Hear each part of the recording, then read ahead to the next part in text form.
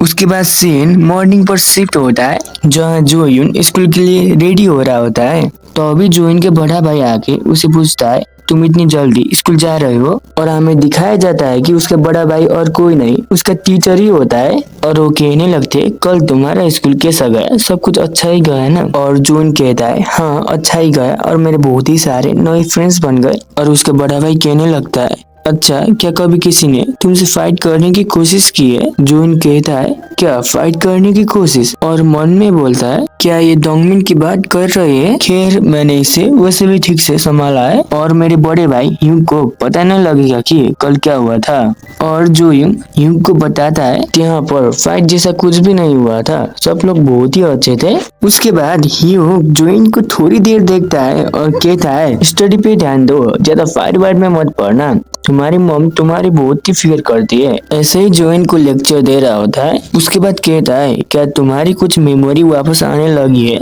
जोयुन इसमें ना बोलता है। ह्यूग थोड़ा मुस्कुरा के बोलता है ज्यादा इम्पैशन भी मत बनना, कभी ना कभी तुम्हारी मेमोरी वापस आ जाएगी। जोयुन स्कूल पर कुछ जल्दी ही आ जाता है और मन में कहता है मम बोल रही थी कि मैं पहले 5 बजे उठकर स्टडी करता था और मैंने 5 बजे उठकर स्टडी की, इसीलिए मुझे बहुत ही नींद आ रही है। मुझे लगता है कि ऐसा इसीलिए है क्योंकि मुझे यहाँ याद नहीं है, इसीलिए मेरी शरीर की आदत छूट गई है। जोयुन से पहली क्लास में सीओ आकर स्टडी कर रही थी। ये देखकर जोयुन अपने मन में कहता है आखिर वो कब आई, अभी सुबह के 5 बजे है। उसके बाद जोयुन अपने बेंच पर जाके सीओ को कहता है तुम बहुत ही जल्दी आ गई, तुम कितने बजे आई थी। सीओ जोयुन को इग्नोर करती है। ये देखकर जोयुन चुपचाप अपने बेंच पर बैठता है। सीओ अपने मन में कल की बात सोच रही थी जब जोयुन ने उसे बुली से बचा के उसका बुक वापस दिया था। ये सोचने के बाद वो जोयुन को देखती है और शर्माने लगती है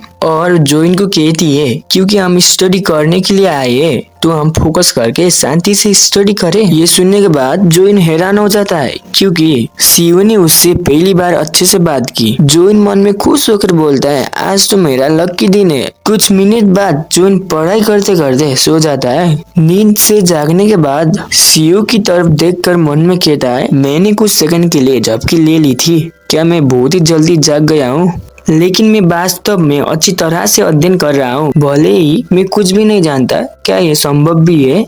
उसके बाद जोयुन सीओ को इंग्लिश प्रैक्टिस करते हुए देखता है और कहता है कोरियन गया बाहर में अब इंग्लिश की प्रैक्टिस करता हूँ। कुछ समय बाद जोयुन इंग्लिश की मुश्किल सवाल भी आसानी से करता है। ये देखकर मन में कहता है क्या मेरी मेमोरी थोड़ी थोड़ी आने लगी है। जोयुन का आंसर सॉल्व करते हुए देखकर सीओ हैरान हो जाती है और मन में कहती है ये बहुत ही मुश्किल सवाल है पर ये इतनी आसानी से कर रहा है कि मैं बिलीव भी नहीं कर सकते। और जोयुन को पुकारती है। जोयुन आसपास देखता है और सीओ को देखकर मन में बोलता है क्या उसने मुझे अभी अभी बुलाया। सीओ को कहता है क्या तुमने मुझे बुलाया। सीओ जोयुन को कुछ कहने वाली होती है तभी जोयुन के दोस्त कबाब में हड्डी बन के आ जाते हैं। ये देखकर चुपचाप सीओ क्लास से बाहर चली जाती है। उसके दोस्त बोलने लगते हैं कि तुम इतनी जल्दी आके स्टडी कर रहे हो। किम कहता है उस जैसे बिना मैनर्स लड़की के साथ रह के तुम ऑकवर्ड फील करते होगे, इसीलिए हम यहाँ पर है, तुम्हें खुश होना चाहिए। जू बोलता है मैंने हैमबर्गर खरीदा है, क्या तुम एक लेना चाहोगे।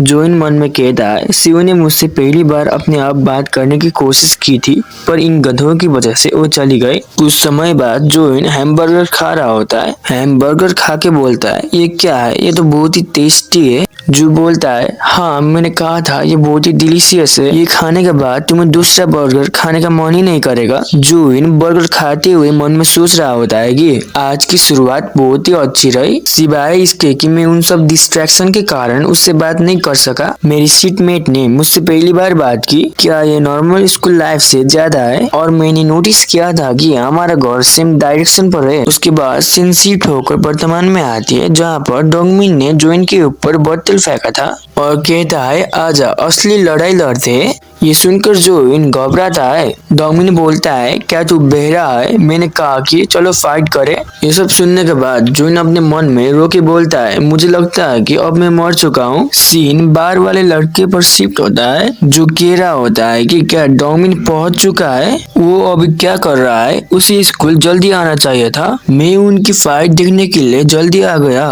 उन डमी के बीच की लड़ाई हमेशा मजेदार होती है। और एक लड़के को बोलता है जल्दी से वापस जा, जाओ और जैसे ही डोंगमिन स्कूल से आए मुझे इन्फॉर्म करना। तुम्हारी वजह से मैंने इनके मजेदार हिस्सा को मिस किया तो तुम जिंदा नहीं बचोगे। वो लड़का मैं समझ गया बोल के चला जाता है। एक फैटी लड़का उससे कान साफ कर रहा होता है। फैटी एयरबड्स को उसके कान के अंदर कुछ ज्यादा ही घुसा देता है। उसके बाद वो लड़का उसे मारते हुए कहता है, साले क्या तू मेरे कान का पर्दा फाड़ने की कोशिश कर रहा है? जल्दी से मुझे तुम्हारा कान दो बोलकर फैटी के कान पर अमला घुसा देता है। फैटी दर्द से करा रहा होता है और कहता है, क्या ये दर्द कर रहा है? और सोचो मुझे कितना दर्द हुआ। फैटी उससे माफी मांग रहा होता है तो अभी पहली वाला लड़का आके बोलता है, सेवन जैसे ही डोंगमिन आया उन्होंने लड़ाई करना शुरू कर दी। इससे पता चलता है कि इसका नाम सेवन है। सेवन खुश होकर बोलता है, क्या डोंगमिन आ चुका है? अब तो बहुत ही मजा आएगा। और जोइन के क्लास में दिखाया जाता है। जोइन डोंगमिन को कहता है, अरे रुको, चलो एक पल के लिए शांत हो जाओ और बात करो। कोई तो कारण होगा कि तुम अचानक ऐसे व्यवहार क्यों कर रहे हो, है ना? डोंगमिन जोइन को पंच मारते हुए कहता है, क्या कारण? मुझे एक बेकार बेवकूफ को पीटने के लिए किसी कारण की जरूरत नहीं। जोइन पंच को डॉज कर देता है और कहता है, क्या सब लोग भाग गए? साइड में देखता है जहाँ से सेवन आ रहा होता है, जो कहता है, डोमी के बीच की लड़ाई का विजेता कौन होगा?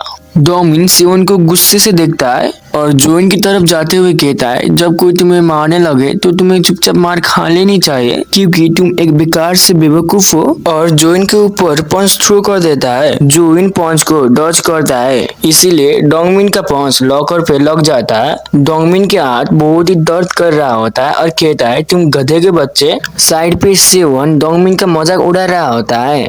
ये देखकर डोंगमिन जोइन पर गुस्से से बहुत ही सारे पंचेस थ्रो कर रहा होता है। जोइन सारे पंचेस से बहुत ही आसानी से बच जाता है और मन में कहता है, आखिर वो इतना धीमा क्यों चल रहा है? शायद इस पंच को बच्चे भी अवॉइड कर सकते हैं। सब लोग कह रहे होते कि डोंगमिन ने उसे अब तक एक भी हिट नहीं किया, क्या उसका कंडीशन आज खराब है? सेवन भी उस फाइट को देखते हुए मन में कहता है, हालांकि डोंगमिन की पंचेस इतनी मजबूत नहीं है, मुझे आश्चर्य है कि वो उन सभी पंचेस से कैसे बच सकता है। डोंगमिन जोइन को पंच करते हुए बोलता है, तुम्हें एक भी पंच लगा तो तुम मर जाओगे। जोइन कुछ देर सोचता है और उसका वीक पॉइंट दिख जाता है। तभी डोंगमिन जोइन को कॉर्नर पर ले चलता है और उसके फेस पर पंच करने के लिए हाथ उठाता है। जोइन मन में, मैं नहीं कर सकता, मुझे यहाँ से भागना होगा, कह रहा होता है। पता नहीं क्या हो जाता है, जोइन की बॉडी अपने आप मूव करके डोंगमिन के जबड़ा पर एक पंच कर देता है। पंच की फोर्स से डोंगमिन दूर उछल के सेवन के पास गिरता है। ये देखकर सेवन मन में कहता है, तो ये सिर्फ एक साधारण अफवाह नहीं थी, ये सच है कि डोंगमिन को पीटा गया